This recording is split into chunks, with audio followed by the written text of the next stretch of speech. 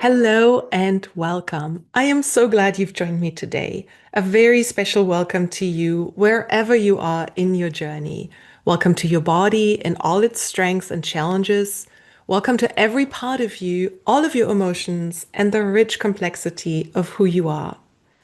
Today, we're going to explore a powerful partnership, the combination of psychedelic-assisted therapy like ketamine-assisted psychotherapy and the practice of mindfulness. We'll talk about what is mindfulness and why pair it with psychedelics, including the science of getting unstuck. We'll talk about trauma-informed, safe psychedelic work, including when good practices go wrong, what a safe mindfulness practice looks like, acknowledging things like bias and racism in your practice, and lastly, finding your practice. Then we'll get real and talk a little bit about the biggest mindfulness misconceptions.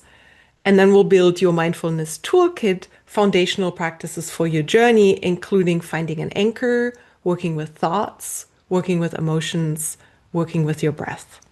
And lastly, we'll integrate those practices into every part of your psychedelic journey. So stay tuned for all of that. But first of all, an introduction. My name is Katja Cahoon. I'm a psychotherapist and meditation teacher.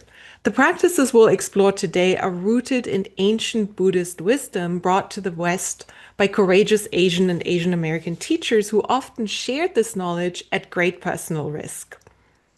I honor that lineage with humility and deep respect.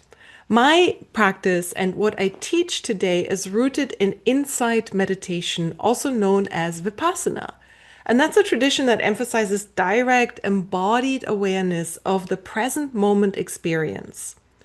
This practice cultivates clarity, compassion, and a shift from reactivity to presence and perspective. So I've studied primarily with teachers such as Tara Brach, Jack Kornfield, John Kabat-Zinn, Ruth King, and others whose work integrates mindfulness with psychological insight and social awareness. Before we dive in, let's just arrive here together. Wherever you are, find a comfortable position and let's take 3 slow, deep breaths, just orienting to the here and now. So inhale, let it go. Inhale, let it go. And inhale and let it go. And I want to read you a brief poem by Dana Falls. It is called Why Wait for Your Awakening? The moment your eyes are open, seize the day. Would you hold back when the beloved beckons? Would you deliver your litany of sins like a child's collection of seashells prized and labeled? No, I can't step across the threshold, you say, eyes downcast. I'm not worthy, I'm afraid, and my motives aren't pure. I'm not perfect, and surely I haven't practiced nearly enough. My meditation isn't deep, and my prayers are sometimes insincere. I still chew my fingernails, and the refrigerator isn't clean. Do you value your reasons for staying small more than the light shining through the open door? Forgive yourself. Now is the only time you have to be whole. Now is the sole moment that exists to live in the light of your true self. Perfection is not a prerequisite for anything but pain. Please, please don't continue to believe in your disbelief. This is the day of your awakening. Let's dive in.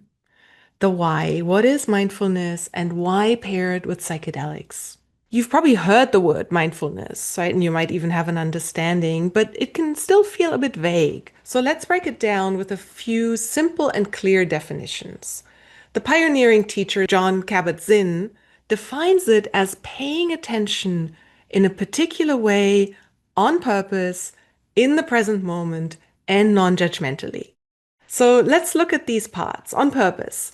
This is an intentional act. You're choosing to focus your awareness in the present moment. So your attention is on the now, not lost in worries about the future or regrets about the past. And non-judgmentally. So you observe your thoughts, feelings, sensations with openness and acceptance without labeling them as good or bad. Another teacher, Jack Cornfield, adds an essential ingredient, loving kindness. And my personal favorite comes from Ruth King, who says mindfulness is the practice of paying attention to our experience with an attitude of kindness and curiosity. Kindness and curiosity. That's it, right? It's not about getting rid of thoughts. It's about becoming more intimate with what's happening inside and around you without getting swept up by the drama. A common metaphor in this work describes mindfulness as a bird with two wings. One wing is clear seeing, the ability to pay attention and see what's happening. And the other wing is compassion, or the caring heart. For the bird to fly, it needs both wings. You can't just have awareness without kindness, or kindness without awareness. You might be wondering, why is this important to psychedelic work? Well, both mindfulness and psychedelic-assisted therapy create altered states of consciousness that are perfect for self-exploration. And self-exploration, of course, is important for growth and healing. A psychedelic session can bring up all sorts of things, unconscious material, difficult emotions, powerful memories, or even profound mystical experiences. Mindfulness gives you the skill to observe and allow these experiences to unfold without being overwhelmed or trying to suppress them or reacting automatically. So, put more technically, it increases or enhances your distress tolerance, your ability to be with difficult emotions or memories or sensations. It also helps you to think about thinking. This is called metacognition, which in turn allows you to navigate the psychedelic state with greater insight and emotional balance. And perhaps most importantly, mindfulness helps you integrate the changes that come up in a session. It helps you turn a fleeting insight into lasting change by reinforcing new, healthier pathways in your brain. It also helps you notice the glimmers. Those are small, often overlooked moments of joy, of safety, of comfort that are the opposite of triggers. And by noticing and building on these glimmers, you are actively participating in your own healing. You build on them. It's kind of like going to the gym, right? If you haven't gone to the gym for a long time, and you go back, or maybe you start out and you're not going to start with the 25-pound dumbbells, right? You're going to maybe start with the 5-pound dumbbell or the 3-pound dumbbell, and you're going to work your way up. So these little glimmers become bigger experiences and states as we practice them and notice them. Let's get a little bit nerdy. Yeah, this is the science of getting unstuck. So both mindfulness and psychedelics help with something called neuroplasticity, which is just a fancy way of saying your brain's ability to change and form new connections. Think of it like this. Conditions like depression or OCD or anxiety can create these rigid, well-worn pathways in the brain. And that in turn is making you feel stuck in loops of negative thinking. Both psychedelics, including ketamine and mindfulness, help the brain grow new connections, creating fresh pathways for healthier thoughts and behaviors. Both psychedelics and mindfulness work on a part of the brain called the default mode network, or DMN. The DMN is the part of your brain that's active when you're daydreaming, ruminating, at rest, just thinking about yourself. And when the DMN is overactive, it can be linked to depression, to anxiety, and again, that rigid sense of self. So psychedelics often rapidly quiet down the DMN, creating a state where the ego's boundaries can soften, allowing for these profound new insights and perspectives to arise, right? Like a new experience or a new narrative of yourself. Mindfulness practice does something similar, but it's much more gradual. It trains your attention, that focusing. When we went over the definition, there was that intentional focusing. And thereby it teaches you to step back from that inner chatter, which then also quiets the DMN over time. Now, it is more tedious, right? I know it's difficult to integrate a mindfulness practice because it can often feel so tedious. And when for example, anxiety or rumination are very strong, it can be really hard to do. But we'll go over that in the practices. Now, when you put the two together, as you can already guess, you get the best of both worlds. The powerful insights from the psychedelic experience, and then the stabilization and integration into your daily life through mindfulness practice. So before we go deeper, let's talk about something really important. What happens when mindfulness doesn't feel good? What if sitting in silence feels terrifying, or focusing on your breath brings up panic?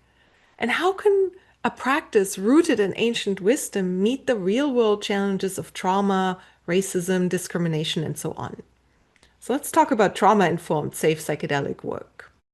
So first of all, good practices can go wrong. Now, we're often told that mindfulness is about paying attention to the present moment without judgment. It sounds simple, even beautiful. But for someone who's experienced trauma, the present moment can actually be a difficult place to be. Common mindfulness exercises like closing your eyes, sitting in long silence, focusing on the breath can actually be re-triggering for trauma survivors. As one of the experts in this field, David Treleaven, puts it, for some, mindfulness opens a door. For others, it opens a trapdoor.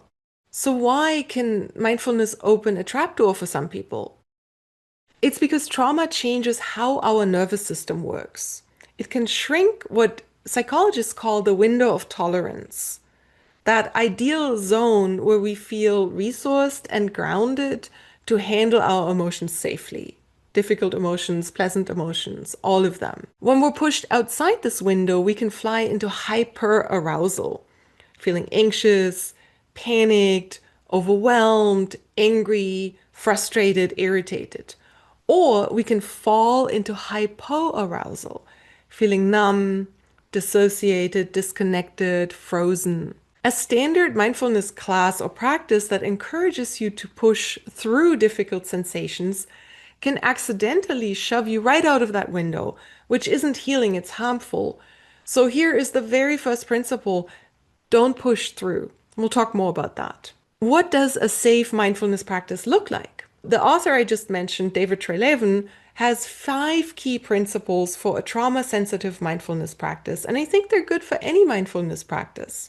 So think of this as a checklist for what to pay attention to, but also what to look for in a guide or a class.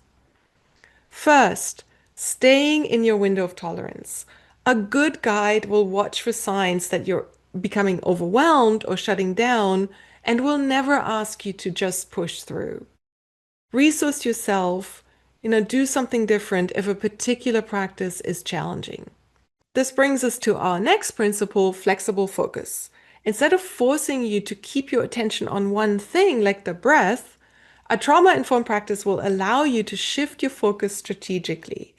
Maybe you look around. Maybe your eyes are open. Or maybe you have an object that feels safe or pleasant that you can look at. Or maybe you focus on the feeling of your feet on the floor. And this takes us into the next principle, offering choice. Trauma often, if not always, involves a loss of power. So a safe practice gives that power back to you. You should be offered choices, like keeping your eyes open or closed, or lowering your gaze, moving your body if need be, or choosing what you focus on. The language should be invitational, like you might try, or if it feels good, or if it feels right. And this takes us into the next principle, building safety and trust. And this deep internal work, both in mindfulness and psychedelic work, should only happen after and when you feel safe and connected with your guide or therapist. Their job is to be warm, regulated, and very present and compassionate to your experience. And we can, of course, bring that same attitude to our own practice when we're on our own and working on being present and compassionate with our experience, whatever it might be. And lastly, as I've already referenced, the 5th principle is understanding the impact of trauma. A skilled facilitator knows how trauma affects memory, the body, and the nervous system, and they tailor the practices to fit your needs. And if you practice on your own, even this short segment hopefully creates a little bit of awareness that trauma impacts the nervous system. It is not your fault if you go into hypoarousal or hyperarousal. Knowing this can already help and help you downregulate or be more careful about certain practices. For a trauma-informed practice, it might also mean that in the beginning you're not sitting still, maybe you're moving more. Or even as you're practicing, you are allowed to move or self-tap or give yourself a hug or, do some gentle Tai Chi or yoga if that feels good. Maybe use sound as an anchor. Maybe you do more guided meditations initially, or perhaps for however long you like, because having somebody else's voice can often be a grounding anchor rather than sitting in silence. Let's add another crucial layer. A mindfulness practice must be aware of systemic issues like racism, sexism, ableism, ageism, and any other form of discrimination. Have you ever heard the term spiritual bypassing? This is a term that signifies that spiritual ideas are used to avoid difficult emotions or real world problems. For example, if you share an experience of discrimination or bias, and someone tells you to just let it go or stay in the present moment, that is profoundly invalidating. It can feel like a form of gaslighting, reinforcing silence and avoidance. So, author and teacher Ruth King reminds us that racism is fed through unawareness, discomfort, and avoidance. A culturally literate mindfulness practice does the opposite. It invites us to turn toward discomfort, not to fix it, but to understand it deeply. So, what does that look like in practice? So, first of all, if you're working with a guide or a teacher, a guide who understands this will validate your experience over minimizing it and listen over explaining. And we can do that for our own experiences, whatever they might be, by validating how difficult that was, how unfair that was, how damaging that was. And again, when you share something about bias or any other discrimination, a good guide will not offer a quick fix. Instead, they'll stay in the room with the experience and let it land, creating a space where your story is honored in its fullness. And all these principles also apply when we're just sitting with ourselves, because we might be tempted to say, it was nothing, or I should be over it. But instead, give it some space, and some of the practices I'll introduce you to a little bit later will help you with that. So the key takeaway is this: mindfulness is not a one-size-fits-all solution. And it's definitely not about being perfect or emptying your mind. Minds wander, that's what they do. The real practice is in gently returning again and again, and in being mindful of these principles I've outlined just earlier. If you've tried meditation and felt like you failed, the truth is you just haven't found your practice yet. A truly healing mindfulness practice is one that is adapted for you, one that feels safe, empowering, and honors every part of your experience. And this takes us to our next segment, misconceptions and facts about mindfulness.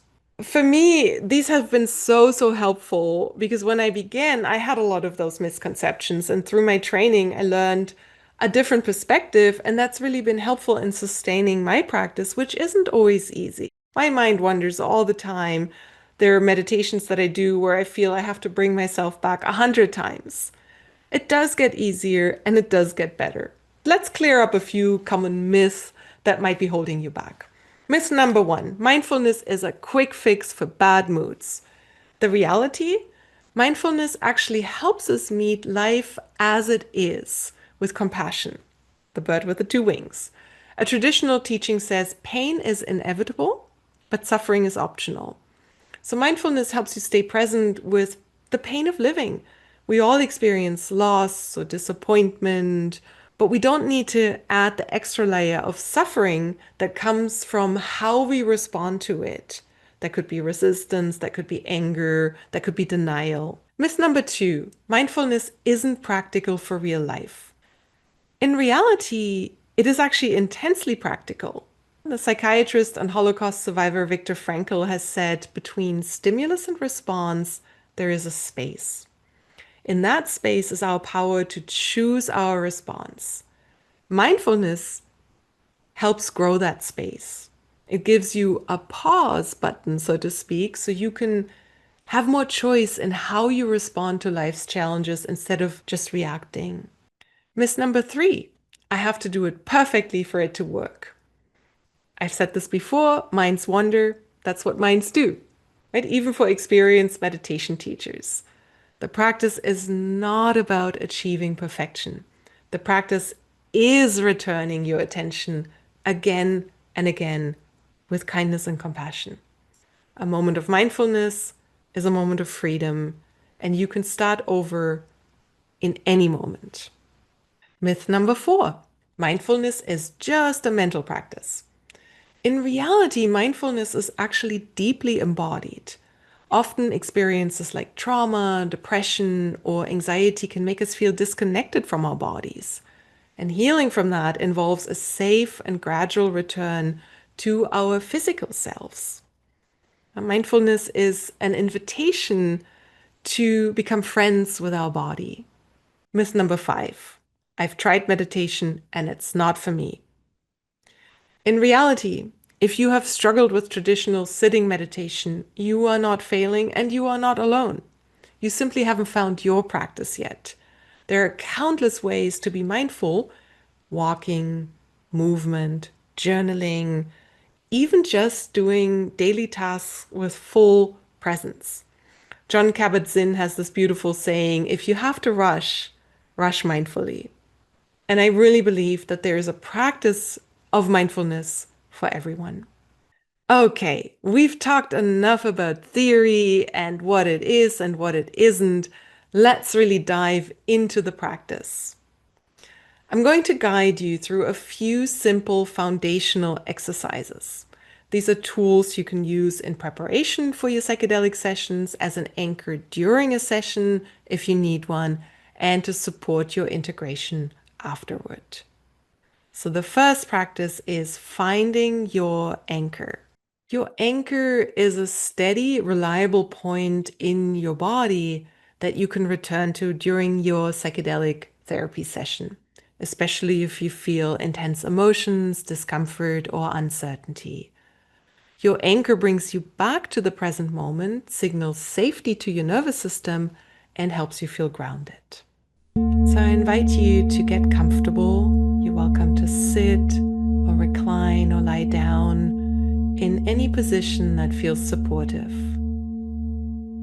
If it feels okay to you, you are welcome to close your eyes or soften your gaze, or let it rest on something neutral or safe in the space you're in. And slowly notice different areas of your body. See where you feel most grounded, neutral, or supported. This could be the weight of your feet on the floor.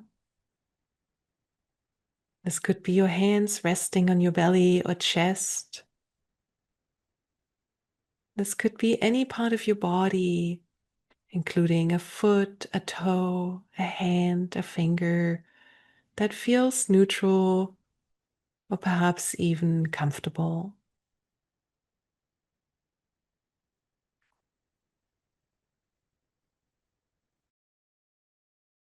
Bring gentle awareness to your chosen anchor.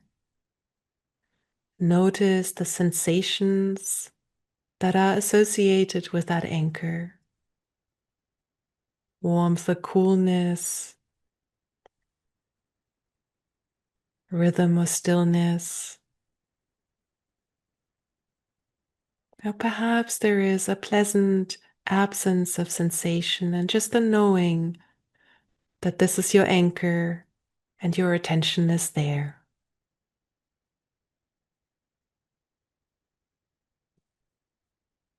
So spend a few moments to notice this anchor, and if your mind wanders, simply return to it with gentle awareness.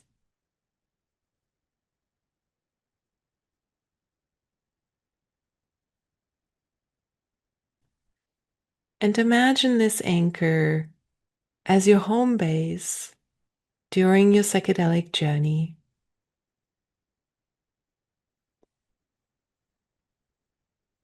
During your session, if you feel unsettled, return to your anchor. And even now, if your mind wanders or something else comes up, return to your anchor. Just notice it and feel it. And if it feels good to you, you can pair your anchor with a simple phrase, such as I am safe, I am supported, or I am present, I am here, or any other simple phrase that speaks to you.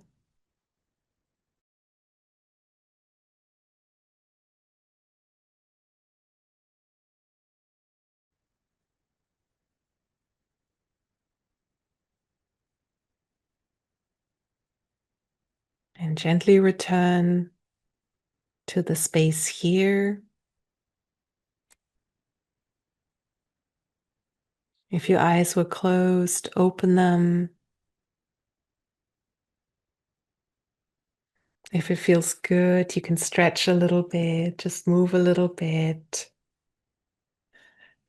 And if you can, find some time every day for a few moments to connect with your anchor. Each time you do that, you reinforce that connection to it and that signaling to your nervous system that you are safe and that it is helpful to come back to this anchor. Do you ever feel like you can't meditate because you have just too many thoughts? This next practice is for you. And this is a practice that I found really helpful for people who say, I just can't do mindfulness. It is really simple. And it shows us that mindfulness isn't about emptying the mind, but simply noticing what the mind is doing with curiosity and perhaps even some friendliness. It is called counting thoughts. Get comfortable. Sit in a relaxed position with your feet on the floor, and if it feels good, your hands resting on your lap. You are welcome to gently close your eyes or soften your gaze, or perhaps let it rest on something in your space that feels safe or neutral. In a moment, I will set my timer for 1 minute.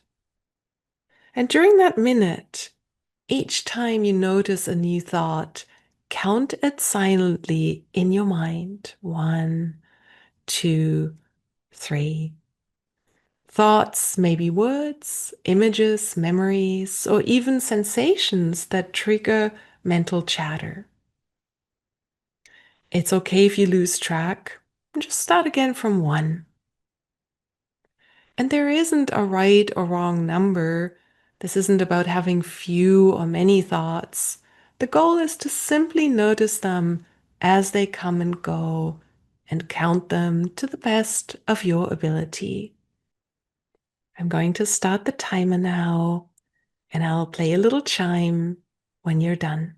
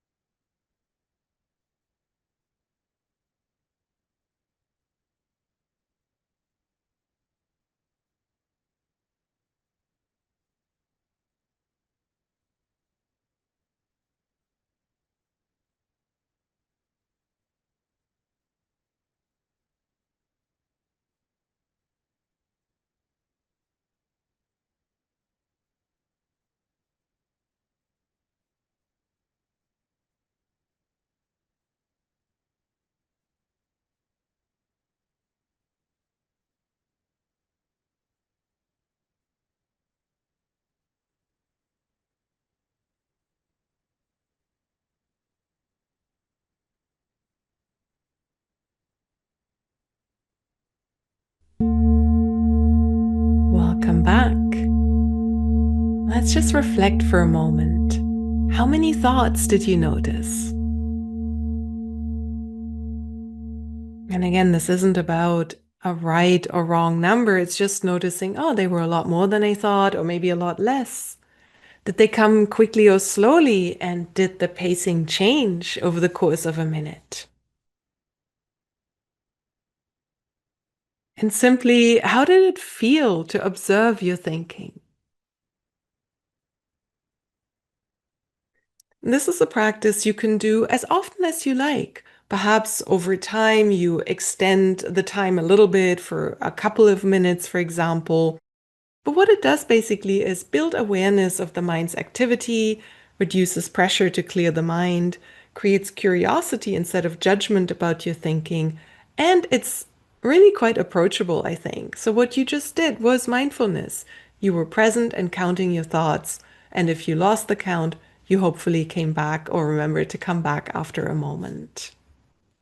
And this simple practice can also show us that thoughts are not facts. They're just the mental events that come and go like clouds in the sky. You are the sky, not the clouds. Let's talk about working with emotions. Emotions can be intense, especially during psychedelic work. I have a wonderful practice for that I really like to teach my clients, but also practice for myself. It's called RAIN. It's a powerful practice that helps us meet our feelings with compassion instead of being overwhelmed by them. And it also helps us build or extend, rather, that window of tolerance that I've already talked about. It's really an embodied practice, and it was popularized by Tara Brach. It's a four-step process. First, R, recognize what you're feeling. Can you name it? Maybe it's anxiety, frustration, sadness. Just name it or silently say hello to it. Next, allow it to be there. That doesn't mean you like it. It just means that you're dropping the fight for a moment and making space for it to exist. Next, I investigate it with kindness. Where do you feel this emotion in your body? Is it a tightness in your chest, a heat in your face, a knot in your stomach? Here we just notice the physical sensations without again needing to change them. And we'll also check in if there's anything your body, your mind, or those sensations need in that moment. Often, these sensations or emotions are communication, and we're just not accustomed to listen to those communications. And finally, N for nurture. Offer yourself a gesture of care. That could be physical, like placing a hand over your heart or your belly. That might be verbal, like offering yourself some kind words. And if that's challenging, sometimes I suggest think of what you might say to a dear friend or loved one if they were in a similar situation, and then say the same thing to yourself. So, as you can already see, rain isn't about getting rid of feelings, which, by the way, it really doesn't work. Right? Trying to get rid of our feelings is kind of like knocking our head against the wall trying to cure a headache. It just doesn't work. But if we can make space for our emotions safely within our window of tolerance and observe and be compassionate, they often run their course and dissipate or get less strong. So let's do a practice. Let's do a rain practice. Let's take a few moments to settle into a comfortable position, either sitting with your feet on the floor or lying down, or any other position that's comfortable for you right now. If it feels safe and comfortable, allow your eyes to close or lower your gaze, or let it rest on something safe or comfortable or neutral in the space you're in. Take a slow, steady breath in through your nose and exhale it gently through your mouth. And just notice how your body is supported by the chair or ground or whatever surface you are sitting or resting on. And let yourself arrive here in this moment. In this practice, you don't have to force anything. Just follow along and let the process unfold naturally to the best of your ability. If your mind wanders or you lose track of it for a moment, just come back to the sound of my voice and to where you were in the process previously. This isn't about doing it perfectly, and just also know that it will get easier with practice.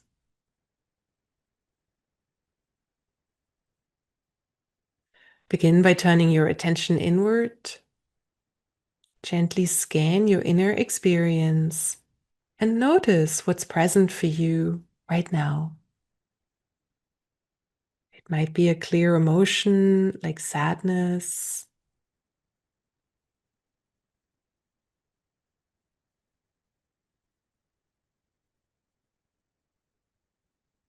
calm, uncertainty. It might be a thought. It might be a sensation, an image or memory. Let your recognition be gentle, like saying hello to an old friend.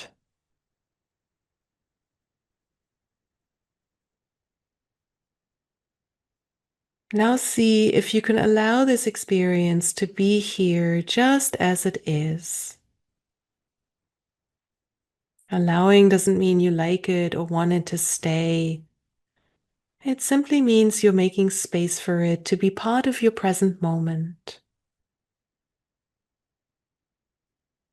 If resistance arises, maybe thoughts like, I shouldn't feel this, I want this to go away, you can acknowledge those too and gently say to yourself, this too belongs. Let go of the urge to push away or pull closer. For now, we're simply letting be to the best of our ability.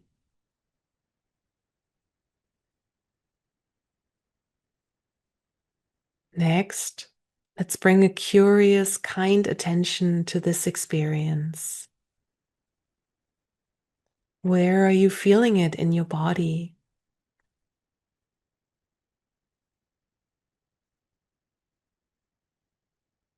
Is it warm or cool? Moving or still? Does it have a color,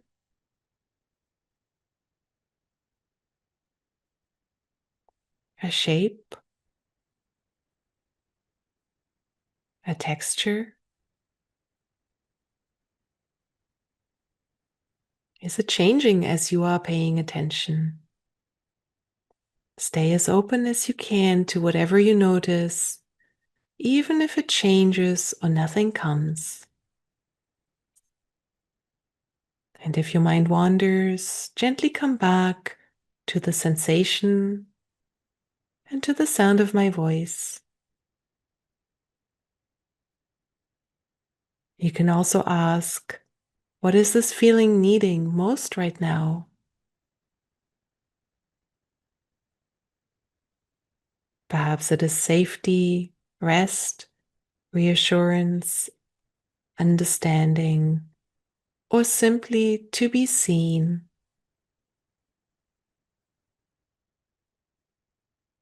Now offer yourself a gesture of care in response to what you've noticed. This might mean placing a hand gently over your heart or on the place in your body where you feel the emotion or sensation most. You might say quietly to yourself, I am here with you. It is okay to feel this. May I be kind to myself in this moment.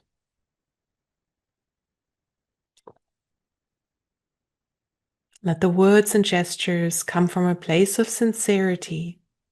Imagine you're speaking to a loved one or a dear friend, or perhaps even a younger self.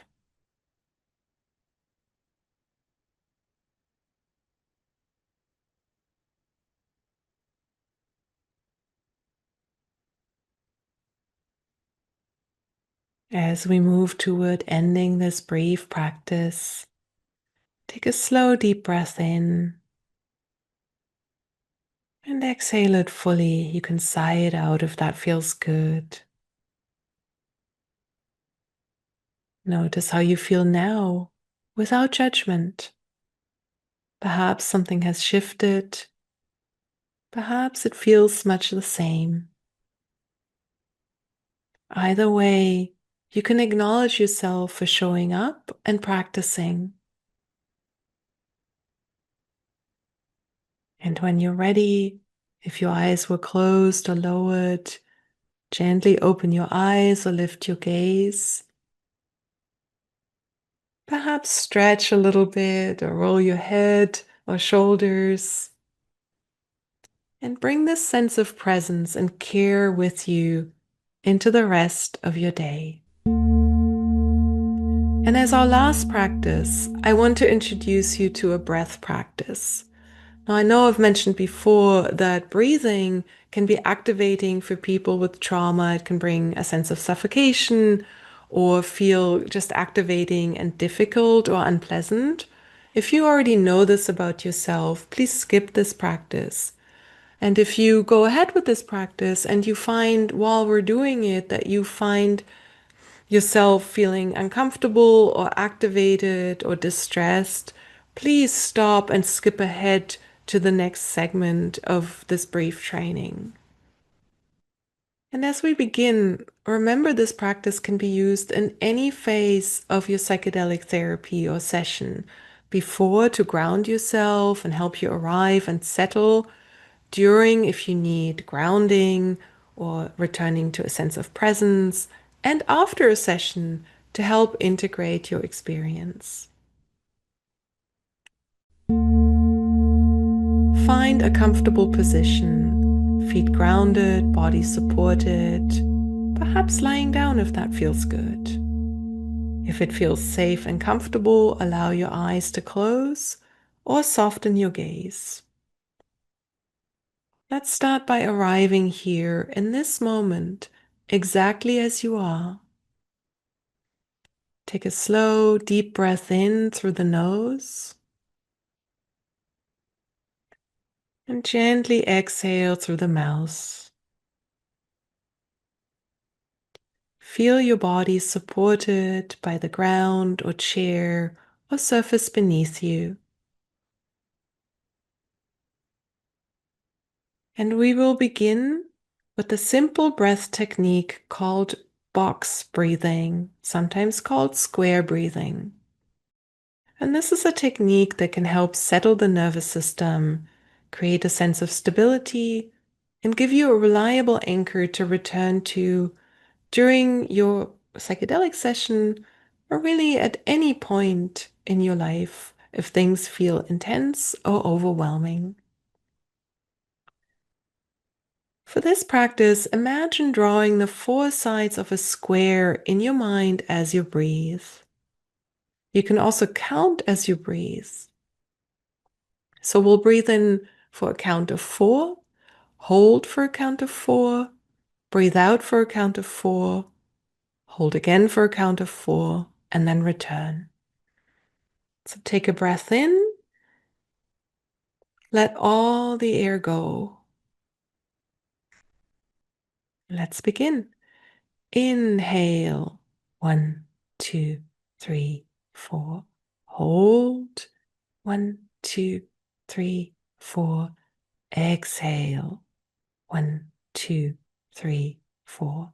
Hold, 1, 2, 3, 4. And again, in, 1, 2, 3, 4. Hold, 1, 2, 3, 4. Out, 1, 2, 3, 4. And hold, 1, 2, 3, 4. And in, 1, 2, 3, 4.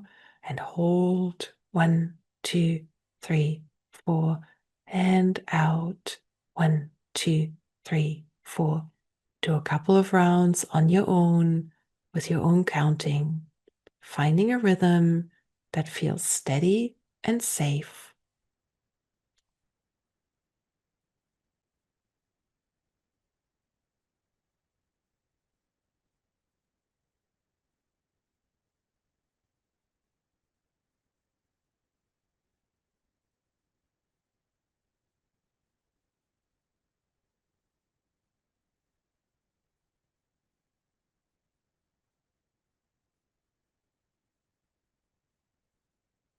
Now gently release the counting. Allow your body to breathe itself. There's no need to control it. Just be with it. This is an invitation to rest in presence and notice whatever is here. Notice where you feel the breath most clearly, perhaps at the nostrils, the rise and fall of your chest, or the gentle expansion of your belly. You might notice the coolness of the inhale, the warmth of the exhale, or the natural pause in between. In a psychedelic session, this noticing and following your breath can be a touchstone, something you can always return to if your inner experience feels fast, intense, or unfamiliar. Just like a traveler can always return to the path, you can return to your breath and let it guide you back to steadiness.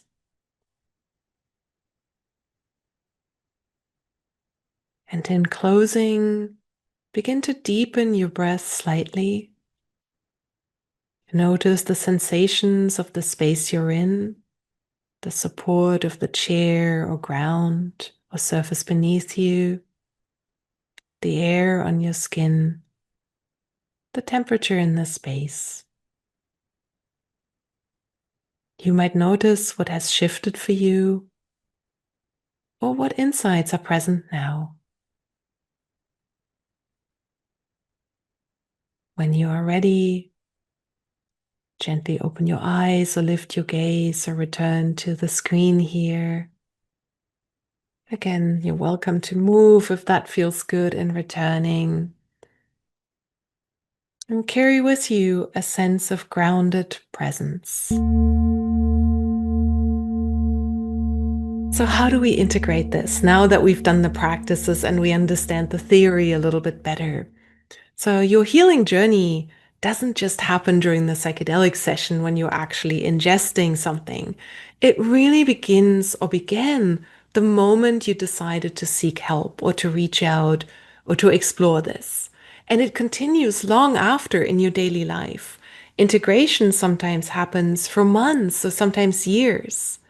And here's how you can weave these mindfulness practices into every phase.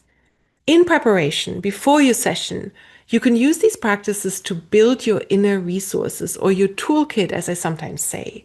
Finding your anchor, practicing breath regulation, using rain on difficult emotions, working with your thoughts, can all help with pre-session anxiety or worries. And it can also help you approach the experience with more curiosity and less fear. Of feeling a little bit more resourced, feeling like you got some tools in your toolkit. And that means you're building trust in yourself and in the process. And it's great for daily life as well. Sometimes when I'm stuck in traffic or, waiting in line, I might do a brief breath practice or just kind of ground myself a little bit. And that really helps. During the active session, your mindfulness skills really become your anchor in the storm. If you feel overwhelmed, you can return to your breath or the feeling of your anchor in your body. Also, phrases like observe and allow, or trust the unfolding, or trust, open, let go are mindfulness cues or mantras in action. And lastly, during the integration phase, really, this is where the real lasting change happens. Every psychedelic has a window of neuroplasticity. For example, for ketamine, it's about 24 to 48 hours after the session. And this is really a special time when your brain is extra open to change. So we want to be careful of ourselves in that time and really protective of our space, of our mind, of our energy. And these mindfulness integration practices help you harness this window. This is the time to notice what we call glimmers, what we talked about earlier. Small moments of joy or safety or comfort, or small changes.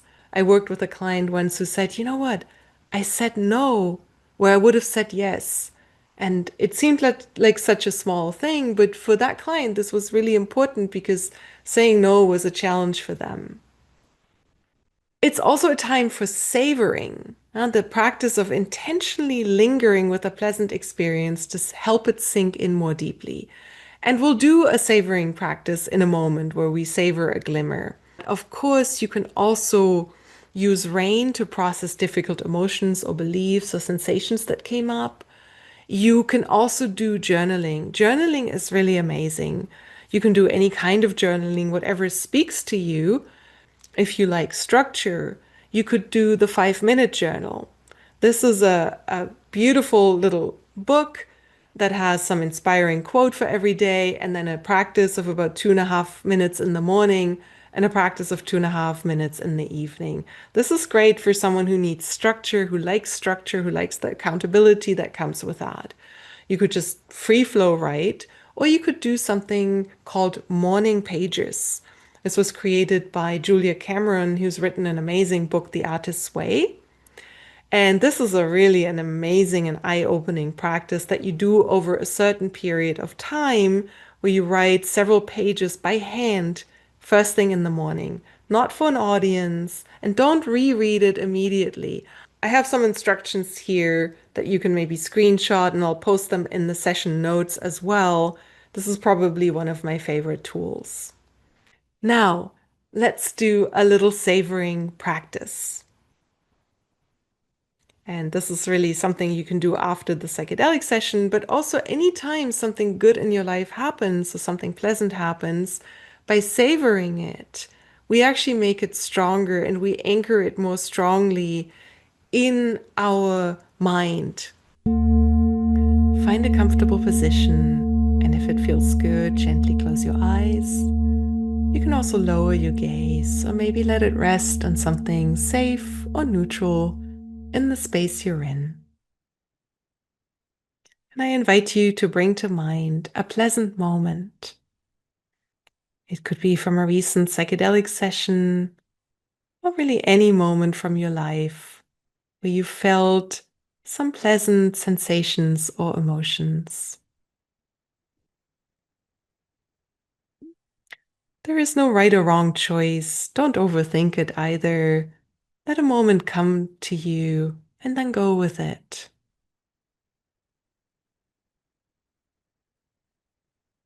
Now, as you recall this moment, engage your senses. What do you see in your mind's eye? What colors or shapes are there?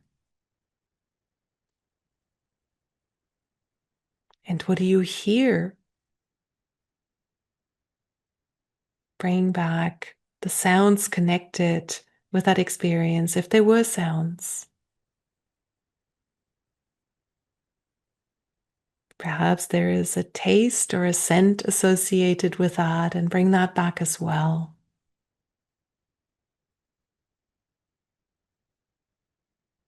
And most importantly, what do you feel in your body? Notice any sensations of warmth, openness, lightness, expansion, or just a pleasant, mild feeling.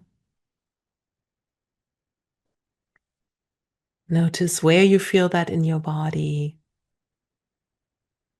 and allow your awareness, your attention to linger on it.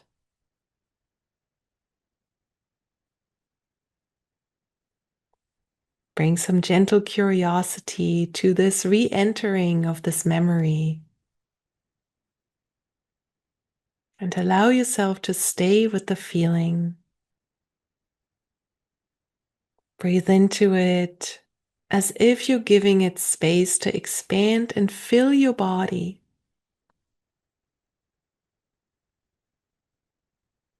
Imagine this pleasant experience as a warm light or a gentle wave moving through you, settling into every cell.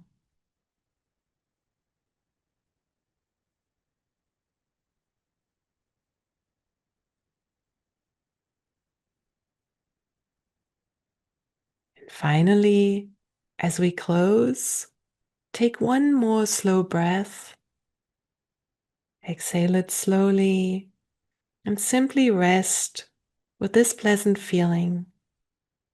You don't need to hold on tightly, just let it sink in, knowing that this feeling is part of you and that you can return to it and to this practice anytime.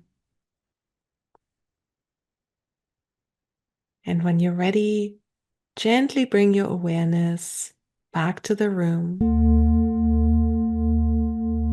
As you were hopefully able to see, mindfulness isn't just a set of exercises you do before a session. It's really an orientation, a way of showing up for your own healing journey with curiosity, kindness, and courage. The goal of all this isn't to become a perfect meditator, whatever that means. It is to become more fully human, awake and alive. It's about learning to fly with both wings, the wing of clear seeing, of awareness, and the wing of a kind and compassionate heart. And that includes yourself. Remember also that your journey is unique. Be patient with yourself. Give yourself some grace. The practice is simply to begin and begin again and begin again every single day. And this beginner's mind is actually also a beautiful mindset to bring to psychedelic work, where we try to meet every session like it is our first and not to go in with expectations or preconceived notions. And if you'd like to explore these topics more deeply, I recommend several books. I'm listing them here. I'll also post them in the notes. Thank you so much for sharing your time with me. Be well, be kind to yourself, be kind to others, and may your journey be a healing one.